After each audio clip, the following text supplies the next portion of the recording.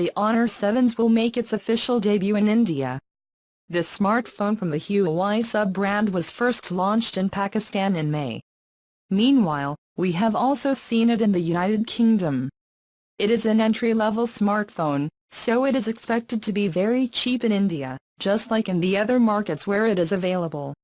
Rumor has it that you will have to pay 8,399 Indian rupees for a unit, that is approximately $117 or 101. The Honor 7s has a 5.45-inch 720x1440/18:9 touchscreen, a 13MP rear camera, a 5MP selfie snapper and a 3020 mAh battery. Run Android 8.1 Oreo with EMUI 8.0 at the top.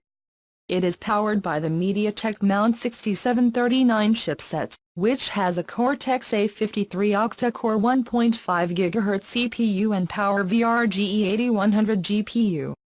You get 2 GB of RAM and 16 GB of expandable storage in the package that measures 146.5 x 70.9 x 8.3 mm and weighs 142 g.